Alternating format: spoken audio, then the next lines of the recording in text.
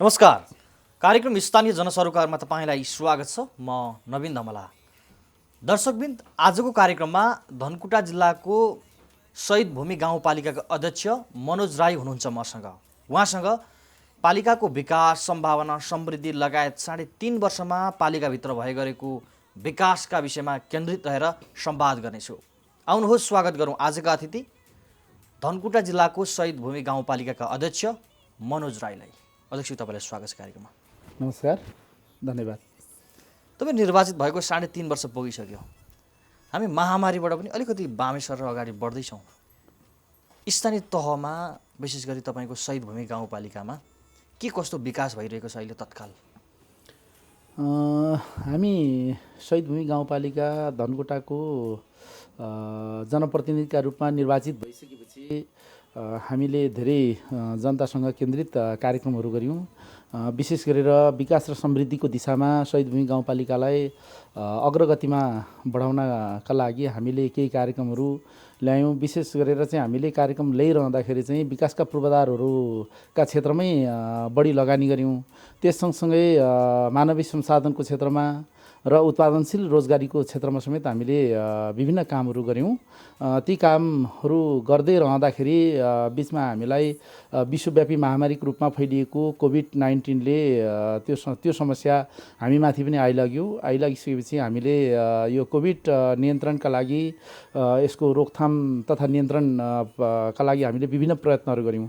हामीले विशेष गरेर त्यति बेला क्वारेन्टाइन स्थल निर्माण गर्ने, अनि त्यस पछाडि यो कोभिड-19 को महामारीबाट गाउँपालिकालाई जोगाउनका निमित्त अन्य अनेक प्रयत्नहरू गऱ्यौँ र त्यो प्रयत्नहरूका बावजुद हामीले गाउँपालिकालाई केही हदसम्म जोगाउन सफल पनि रह्यौँ।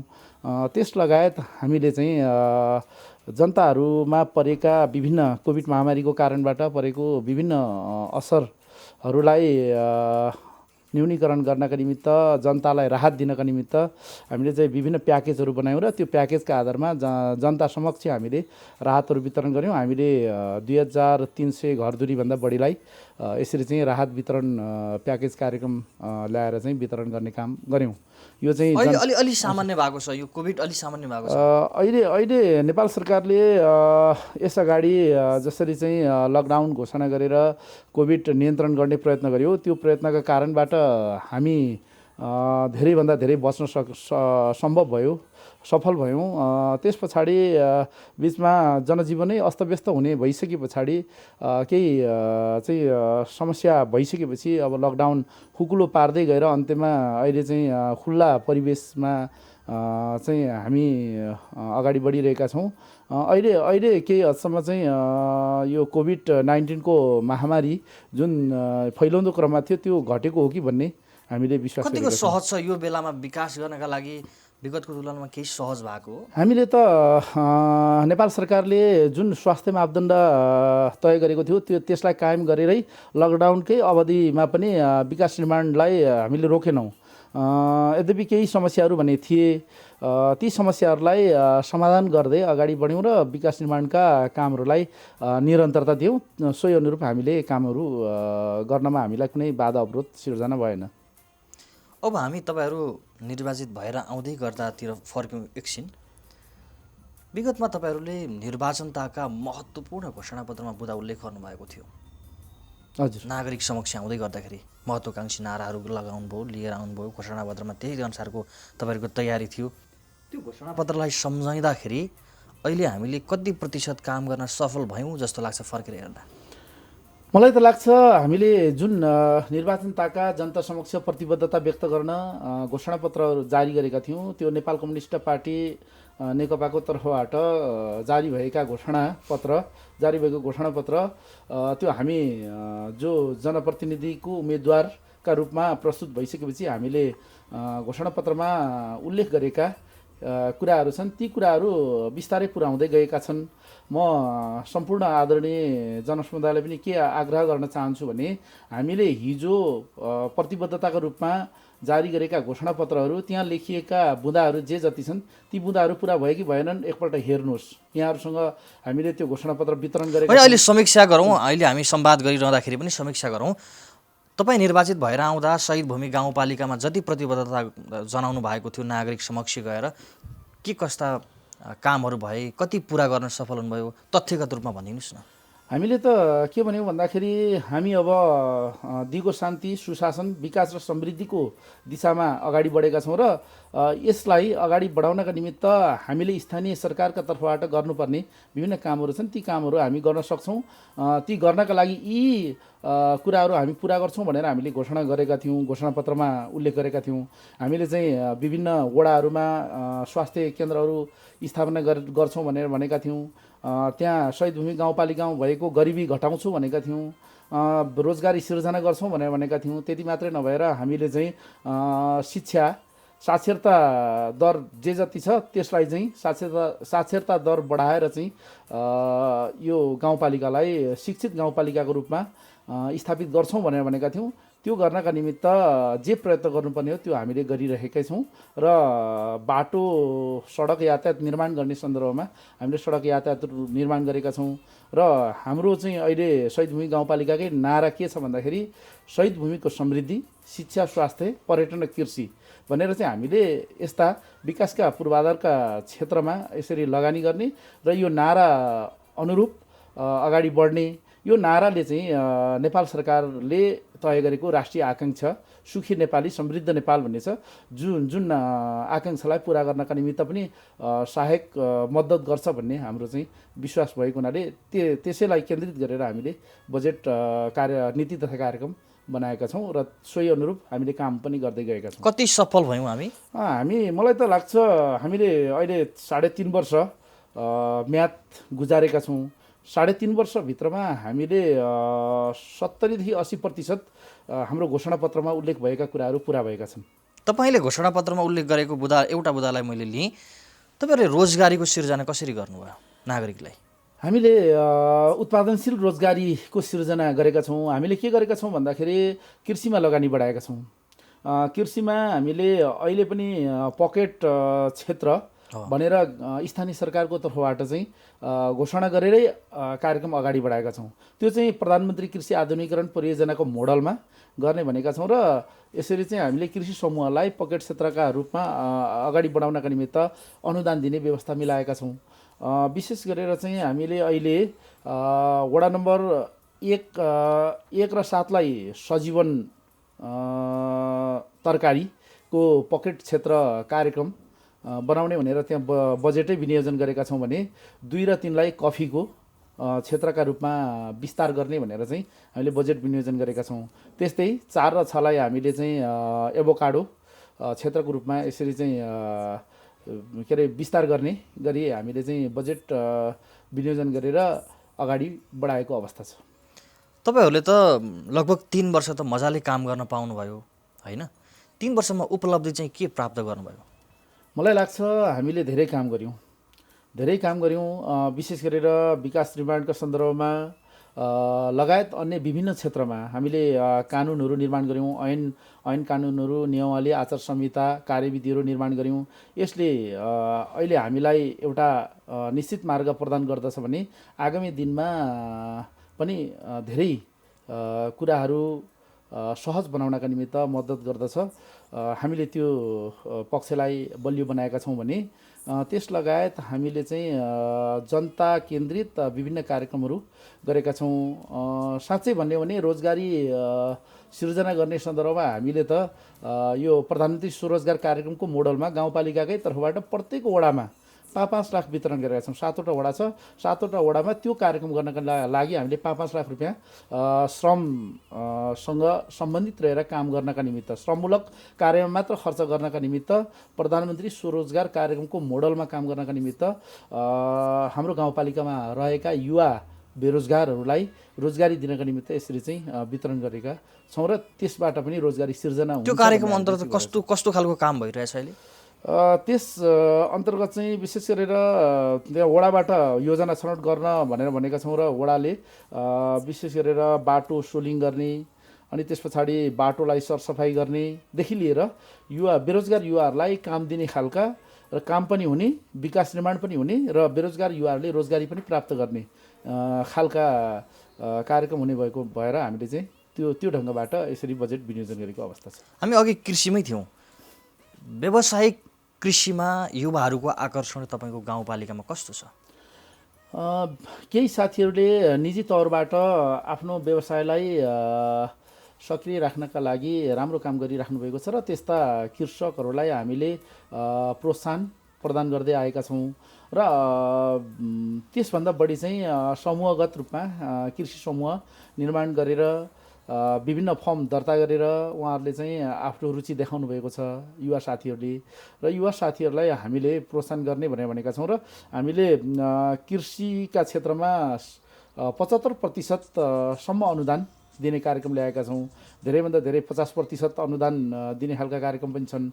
यसरी चाहिँ विभिन्न क्षेत्रमा पशुपालनको क्षेत्रमा अनि त्यस पछाडि कृषि व्यवसायको क्षेत्रमा धेरै समूहहरू गठन भएका छन् र धेरै समूहहरूलाई अनुदान दिने अवस्थामा हामी रहेका छौँ। दुईटा समस्या छन् यहाँ। स्थानीय सरकारले कृषकहरूको पहिचान नगरिकन अनुदानका कार्यक्रमहरू वितरण गर्यो, त्यो प्रभावकारी देखिने एउटा कुरा। अर्को कुरा, कृषकहरूले जति पनि उत्पादन गर्नुहुन्छ बजार व्यवस्थापन गर्न सकेन स्थानीय सरकारले, कृषकहरूको गुनासो छ। यो कृषिलाई व्यवसायीकरण गर्ने, त्यसलाई चाहिँ आधुनिकीकरण गर्दै कृषि उत्पादकत्व वृद्धि गर्ने हाम्रो लक्ष्य चाहिँ छ। यद्यपि बजारको व्यवस्थापन गर्न नसकेको कारणबाट कतिपय कृषकहरूमा समस्या देखिन्छ। उहाँहरू बिचौलियाका माध्यमबाट आफ्नो उत्पादन जुन वृद्धि भएको उत्पादन उहाँहरूले गर्नुभएको उत्पादनलाई चाहिँ अन्यत्र बजारसम्म पठाउन बाध्य भएको देखिन्छ। त्यसलाई हामीले व्यवस्थित गर्न सकेका छैनौँ। त्यसका लागि हामी अहिले पहल प्रयत्न गर्ने क्रममा छौँ। अब कृषि क्षेत्रको परिवर्तनका लागि, कृषि क्षेत्रको विकास र विस्तारका लागि गाउँपालिकाले आगामी दिनमा अगाडि बढ्नलाई के कस्तो नीति लिएको छ? हामीले अघि पनि मैले भनिसकेँ, हामीले हाम्रो नारा नै के बनायौँ भन्दाखेरि शहीद भूमिको समृद्धि, शिक्षा, स्वास्थ्य, पर्यटन र कृषि। यसले नै के बतायो भन्दाखेरि हामी कृषि क्षेत्रमा लगानी बढाउन चाहन्छौँ। कृषि क्षेत्रलाई आधुनिकीकरण गर्दै कृषि क्षेत्रमा उत्पादकत्व वृद्धि गरेर जुन निर्वाहमुखी कृषि प्रणाली छ त्यसलाई चाहिँ पूर्णतः हटाएर व्यावसायिक कृषितर्फ सबैलाई आकर्षित गर्न चाहन्छौँ। त्यसो भयो भने हामी धेरैभन्दा धेरै आम्दानी भित्राउन चाहन्छौँ। हाम्रो धनकुटा जिल्ला चाहिँ एउटा सुन्तला फलफुलका निमित्त अत्यन्तै प्रख्यात छ। त्यसमा पनि शहीद भूमि गाउँपालिका सुन्तलाको राजधानी भने पनि हुन्छ। अब सुन्तलामा केही अब रोग किराको कारणबाट समस्या देखिएको छ। यद्यपि त्यसलाई त्यो समस्यालाई समाधान गर्नका निमित्त हामीले विज्ञहरूसँग केही छलफलहरू गरेका छौँ र विज्ञहरू समक्ष हामीले यी कुराहरू गरेका छौँ। त्यस्तै तरकारीका सन्दर्भमा भन्यो भने टमाटर खेती अत्यधिक हुन्छ। अत्यधिक टमाटर खेती हुने भएको हुनाले अहिले प्रधानमन्त्री कृषि आधुनिकीकरण परियोजनाबाट तरकारी ब्लकका रूपमा समेत त्यहाँनिर चाहिँ कार्यक्रम परियोजना सञ्चालन भइरहेको अवस्था छ। त्यहाँबाट चाहिँ हामीले धेरै आम्दानी लिन सक्दछौँ। त्यसलाई अहिले पनि अलिक व्यवस्थित गरेर सञ्चालन गर्न सक्यो भने राम्रो फाइदा लिन सकिन्छ भन्ने हाम्रो मूल मान्यता रहिआएको छ। सबैभन्दा ठुलो समस्या कृषकका लागि भनेको बजार व्यवस्थापन हो। शहीद भूमि गाउँपालिकाले आफ्ना गाउँपालिकाका जुन नागरिकहरूले उत्पादन गरेको जो उपज छ, तरकारी छ, विभिन्न तब उहाँहरूले उत्पादन गर्नुहुन्छ, बजार व्यवस्थापनका लागि गाउँपालिकाको तर्फबाट के कस्तो पहल हुनेछ अध्यक्ष? हाम्रो शहीद भूमि गाउँपालिकामा दुईटा साप्ताहिक बजार लाग्ने गर्दछन्, पञ्चकन्या बजार र थलथली बजार, जहाँ केही उत्पादित केही त्यस्ता चाहिँ कृषि उपजहरू त्यहाँनिर बिक्री वितरण हुने गर्दछन् भने सडक राम्रो भएको खण्डमा चाहिँ हाम्रो नजिकै बजार रहेको छ। धरान बजार छ, हिले बजार छ, अनि विराटनगरदेखि लिएर भारतका मुख्य सहरहरूसम्म हामीले चाहिँ ती तरकारी बालीहरू पुर्याउन सकिरहेका छौँ। त्यसबाट चाहिँ हामी अहिले जुन रूपमा उत्पादन गर्नुभएको छ कृषकहरूले उत्पादन गर्नुभएको तरकारी बालीहरू, ती बालीहरू चाहिँ त्यसरी चाहिँ बिक्री वितरण गर्ने कार्य भइरहेको छ। यद्यपि बिचौलियाहरूको कारणबाट कृषकहरूले उचित मूल्य प्राप्त गर्न नसकेको अवस्था भने छ। यसलाई चाहिँ अब हामीले कसरी व्यवस्थित गर्न सकिन्छ भनेर केही साझेदार संस्थाहरूसँग सरसल्लाह गरेका छौँ। साझेदार संस्थाहरूले चाहिँ के भन्नुभएको छ भन्दाखेरि अब हामी यो यो जुन बजार व्यवस्था गर्ने बजारीकरणको व्यवस्था गर्ने काम चाहिँ हामी सहयोग गर्छौँ भनेर भन्नुभएको छ र हामी त्यसलाई कुरिरहेका छौँ। यो समस्याको समाधान छिटै हुनेछ, चाँडै हुन्छ भन्ने मैले विश्वास लिएको छु। ठिक छ, छोटो विश्राम लिन्छु। हुन्छ। दर्शकबिन, अहिलेका लागि भने छोटो विश्राम।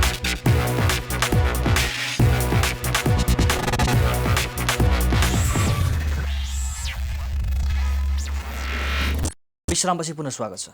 धन्यवाद। अब तपाईँहरूले 77-78को नीति कार्यक्रम महामारीको बिचमा लिएर आउनुभयो होइन? हजुर।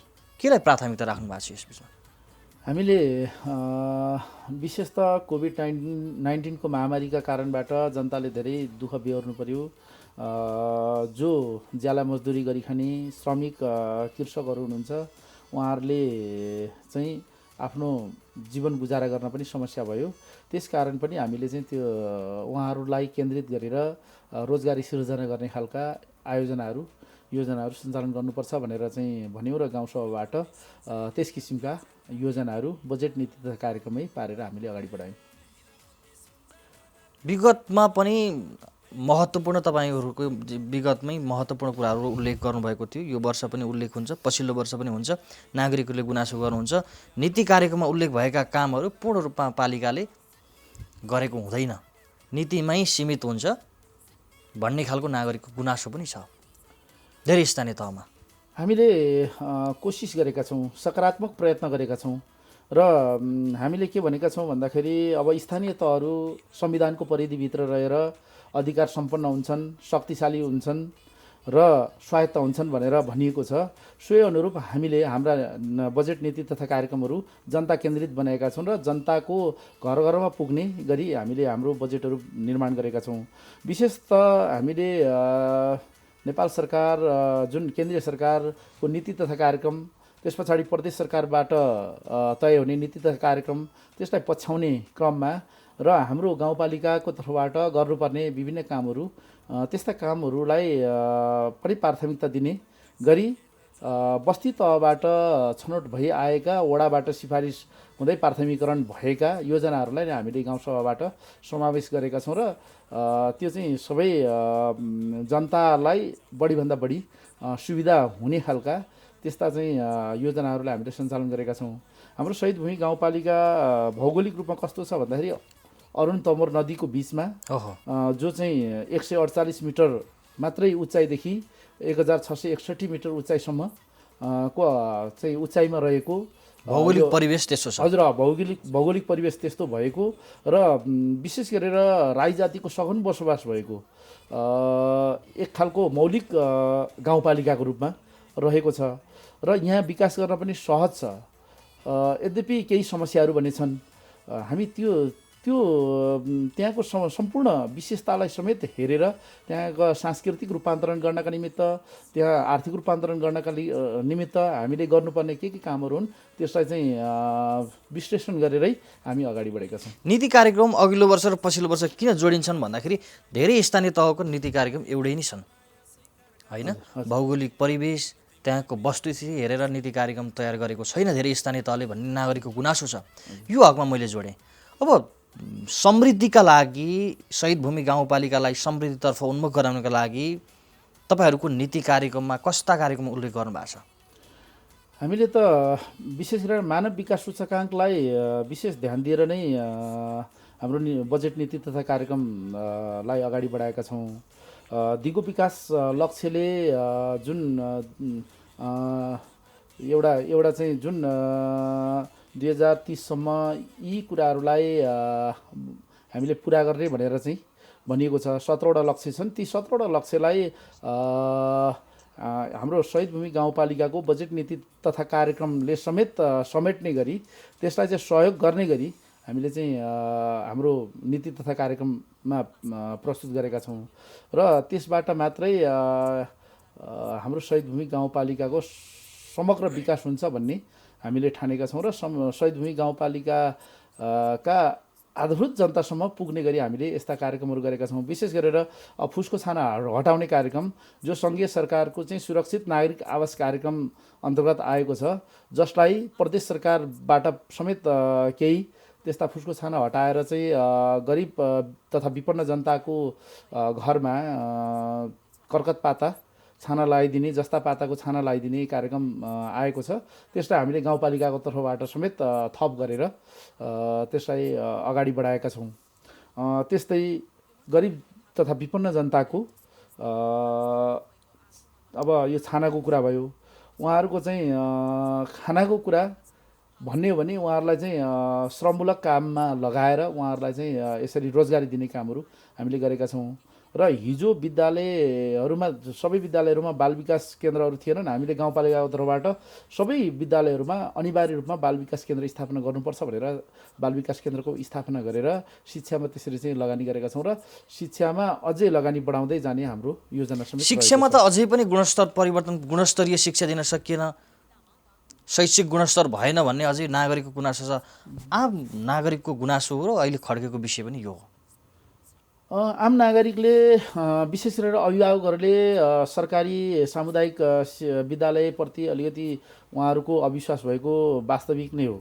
हामीले यसलाई गुणस्तरीय शिक्षामा रूपान्तरण गर्नुपर्छ, गुणस्तरीय शिक्षा दिनुपर्छ र विद्यालयहरूलाई चाहिँ बालमैत्री शिक्षण गर्ने एउटा राम्रो केन्द्रको रूपमा विकसित गर्नुपर्छ भनेर नै सबैमा बाल विकास। तर विद्यालयले विश्वास दिलाउन सकेन नि अध्यक्ष। अहिले हामीले शिक्षकहरूलाई पनि तालिमहरूको दिने व्यवस्था मिलाएका छौँ र तालिम दिएर शिक्षकहरूलाई बाल केन्द्रित सिकाइ अगाडि बढाउनका निमित्त र गुणस्तरीय शिक्षा दिनका निमित्त हामीले एउटा पहल कदमी अगाडि विगतको तुलनामा शिक्षा गुणस्तरीय भएको छ अहिले।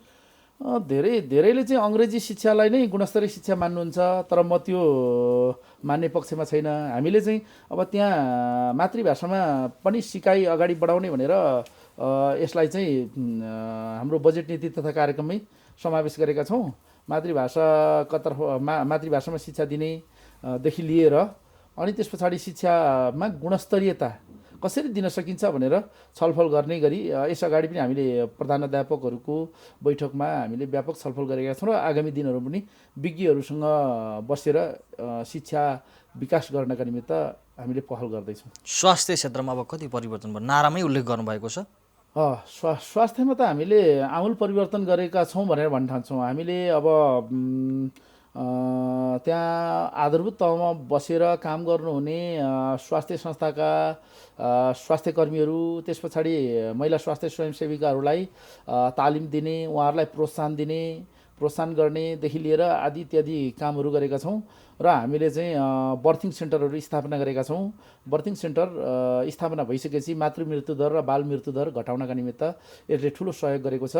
अहिले हाम्रो आँखीसला स्वास्थ्य चौकी र साम्बुगाउँ स्वास्थ्य चौकी छिन्ताङमा चाहिँ बर्थिङ सेन्टर छ। यसबाट धेरै गर्भवती आमाहरूले ठुलो सुविधा प्राप्त गर्नुभएको छ।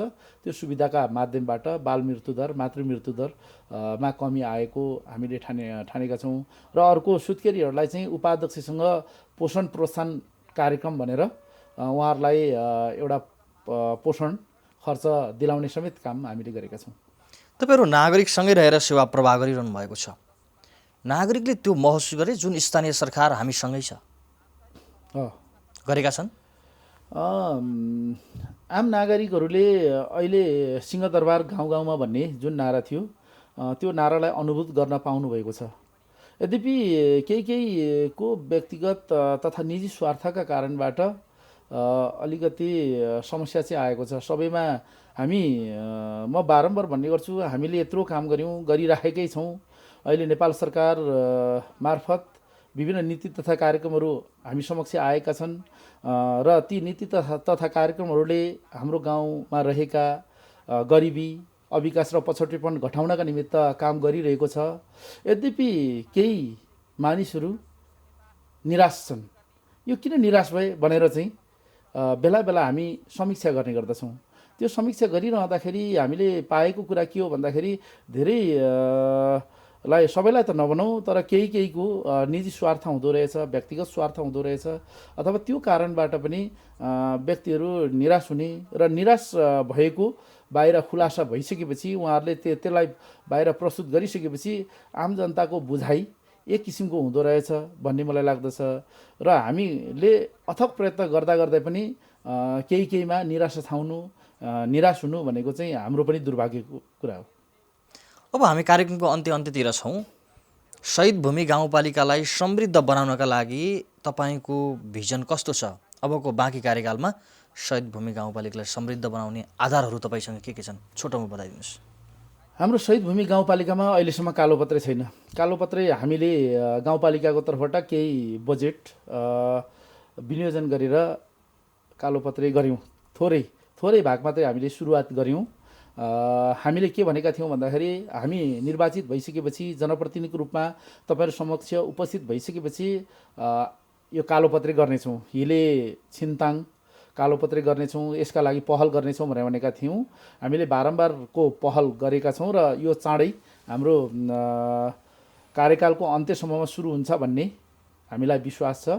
हामीले त्यो ठानेका छौँ। हामी त्यो कालोपत्रै गराएरै छाड्छौँ। आम जनतालाई म त्यो भन्न चाहन्छु।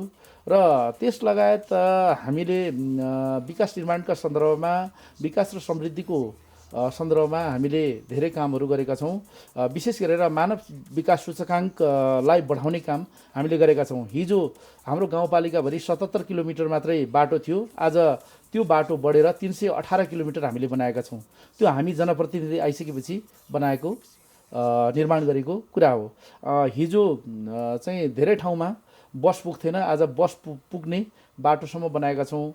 जो चाहिँ ग्राभेल, केही बाटाहरू ग्राभेल गरेका छौँ, केही बाटाहरू नागरिकको घर आँगनसम्म अहिले सवारी साधन पुग्छ। हजुर, नागरिकको घर आँगनसम्म, विशेष गरेर वडासम्म त सजिलै तरिकाले पुग्छ भने नागरिकको घर आँगनसम्म यो बाटो पुग्ने बनाएका छौँ। अहिले टेम्पो, तिनपाङ र टेम्पो चाहिँ सरर गुड्ने बाटो बनाएका छौँ। बर्खामा अलिकति समस्या छ, यद्यपि हिउँदमा हामीले सबै ठाउँ यसरी चाहिँ त्यसरी बाटो बनाएका छौँ र नागरिकहरूले त्यो सुविधा प्राप्त गर्नुभएको छ। त्यस लगायत शिक्षाका क्षेत्रमा भन्नुहुन्छ भने स्वास्थ्यको क्षेत्रमा, अनि त्यस पछाडि कृषि तथा पशुपालनको क्षेत्रमा समेत हामीले अनुदान दिएर कृषकहरूलाई प्रोत्साहन गर्ने कामहरू गरेका छौँ। यस लगायत विभिन्न कामहरू गर्दै अगाडि बढेका छौँ। हाम्रोमा अब विद्युत यस अगाडि नै थियो, यद्यपि त्यो विद्युत विस्तार कार्यक्रमलाई हामी जनप्रतिनिधि भएर आइसकेपछि यसलाई पनि बढाएका छौँ। त्यसकारण हिजोको जुन सूचकाङ्क थियो, हामी धनकुटा जिल्लाको सन्दर्भमा भन्यो भने 7वटा स्थानीय तहमा सबैभन्दा बढी गरिबी भएको, सबैभन्दा बढी अविकास भएको हाम्रो शहीद भूमि गाउँपालिका अब आउने जनगणनाले त्यो देखाउनेछ। पक्कै पनि हामी अरू स्थानीय तहको हाराहारीमा पुग्नेछौँ। हस्, कार्यक्रममा आइदिनु धन्यवाद। ल, धेरै धेरै धन्यवाद छ नवीनजी, धेरै खुसी लाग्यो। दर्शकवृन्द, आजको कार्यक्रममा धनकुटा जिल्लाको शहीद भूमि गाउँपालिकाका अध्यक्ष मनोज राईसँग शहीद भूमि गाउँपालिकाभित्रको विकास, सम्भावना, समृद्धि लगायत 3.5 वर्षमा शहीद भूमिले पाएको परिवर्तनका विषयमा केन्द्रित रहेर संवाद गरे। यो सँगै आजको कार्यक्रमबाट म लगायत हाम्रो सम्पूर्ण युनिटलाई बिदा दिनुहोस्। नमस्कार।